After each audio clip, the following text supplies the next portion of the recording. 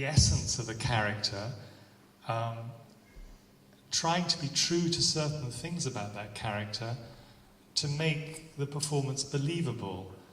I can think of lots of portrayals of real-life people in film that are laughably unbelievable.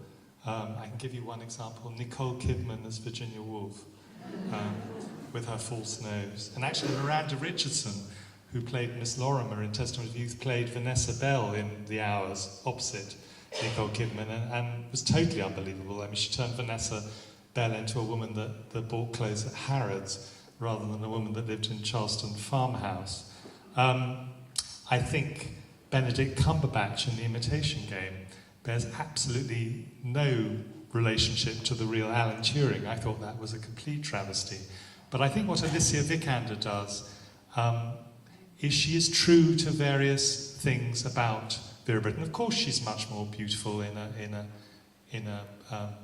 21st century way than Vera Brittain was. But Vera Brittain was very pretty. If you look at photographs of her as a young woman, she was very attractive, and you know, was very conscious of being very attractive to men.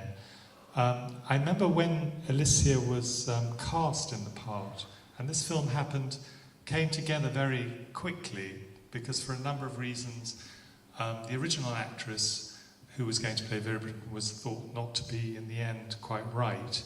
And the way with these films is the money comes together very quickly, or it doesn't come together. So there's a very brief period before filming starts. After a period of development, this film was in development for 6 years, countless numbers of scripts, that Alicia was taken with me we went to see Shirley Williams in the House of Lords, so that Shirley Williams could see the woman who was going to play her mother.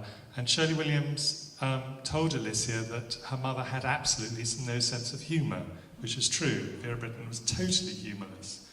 And Alicia couldn't believe that. She said that everybody has a bit of humour. And in fact, I think one of the things that made Vera Brittain so doggedly determined to memorialise the 4 men in her life that had been killed in the war was her lack of humour in a way. Because I think if you have a strong sense of humour, it gives you a sense of, not exactly proportion, but it allows you to get through tragedies like this in a different way. So the director, James Kent, had enormous trouble in the early scenes of the film, which are meant to be very light, to present a contrast to the war scenes, in convincing Alicia Vikander to be light-hearted. But Alicia said, but I have this note from Shirley Williams saying that her mother wasn't humorous and didn't make jokes and didn't laugh. So this was, in the end, quite a problem.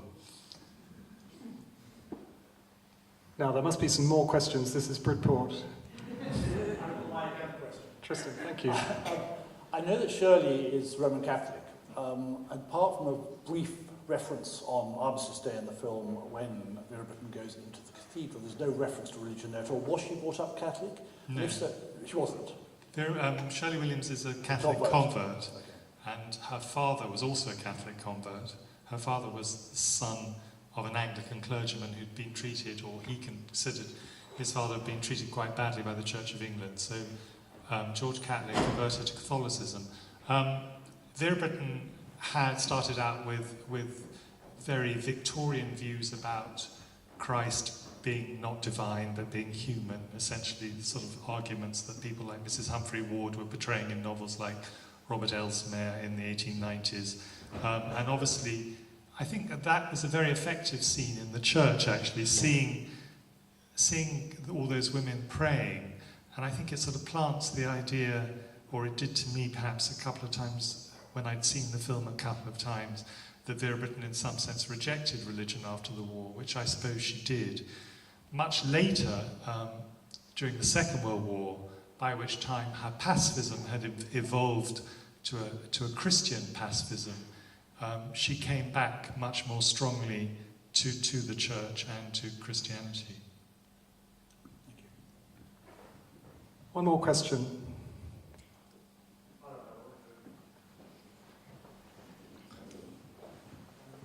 After the Second World War, did she play any part in the campaign against nuclear weapons?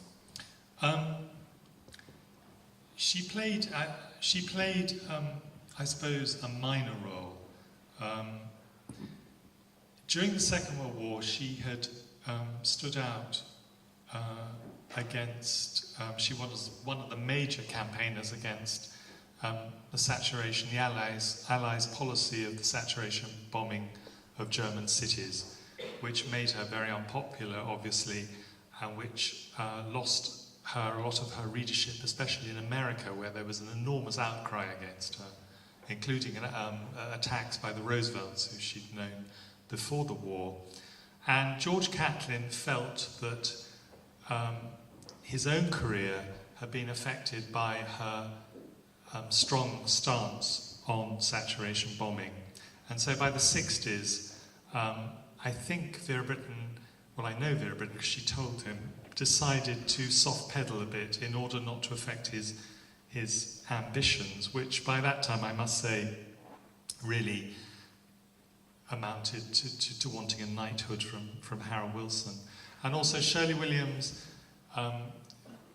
was elected as an MP in 1964, so I think she was very keen not to provide adverse publicity against her. But I mean, there are letters in the archive from Bertram Russell asking her to be one of the 100, members of the launching campaign for CND. And I think one of Shirley Williams' last memories of her mother's active life, because she became seriously ill in 1966, is of her sitting down in Trafalgar Square during a demonstration against the Vietnam War and being politely moved by a policeman. Is there anybody here that's read Testament of Youth and felt that the film really didn't live up to the book, or... Sorry, is there a microphone here?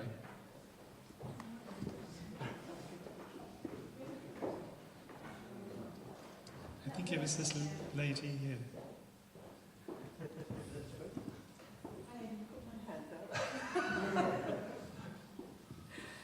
No, I feel quite a killjoy about it. No, really. you don't. It's a It's very interesting. pretty film, but the book was, I just thought the book was stunning. Yeah. And I read it, sometime within the last sort of 5-7 years, but I thought it was wonderful, and that didn't do it for me. No. I mean, I think it's a really interesting subject, because you put a 600-plus page book, you try to put a 600-page book on the screen, which is essentially 3 stories. Testament of Youth is the story of a woman's struggle to get an education. The middle section is about the war, and then the final, very long section, which a lot of people never get through, is about the beginning of Vera Brittain's campaigning life. It is an extremely difficult thing to put that onto the screen, and I think this is where this whole theme of adaptation is so interesting, what you leave out, what you change. Right at the beginning of this process, I did a treatment for a film of Testament of Youth, which is basically the narrative of what you're going to put in, what you're going to leave out. And if they had made my film of Testament of Youth, it would have lasted for about 8 hours. It was so long. And another problem, I think, with trying to put the book on the screen is, there are 2 problems, I think. One is that I don't think you want to retain the earnestness of the tone of the book too much in a feature film, because you're going to put off an awful lot of people. The second thing is, the only thing I really object to in this film is the dramatic arc which brings Edward to France, where he is nursed by Vera and brought back to life, which is a fiction. Edward did turn up in Vera Brittain's hospital in London after he was injured on the Somme, but she certainly didn't save his life. But when I thought about it, you need a dramatic arc. And one of the problems about Testament of Youth is there are an awful lot of characters moving in and out of the story constantly. You know, they're going off, they're coming back, and it's very difficult to get a sort of narrative line there. But I must say, for my part, and I'm second to none in my admiration for the television series, and especially for Cheryl Campbell, I found this film much more moving than the television series, partly because the men are closer to the ages of the real characters than they were in the television series, because in the television series, for those of you who've seen it, Cheryl Campbell was 29 when she played Vera Brittain, which meant that you had men of 25 to 29 playing schoolboys, and that really didn't work for me. I must say, I thought the men were great. It was just, I felt Vera Brittain was on display all the time, and with the book, it was definitely inside out. She was very concentrated, Right. and we were just sort of watching. She Yeah. was.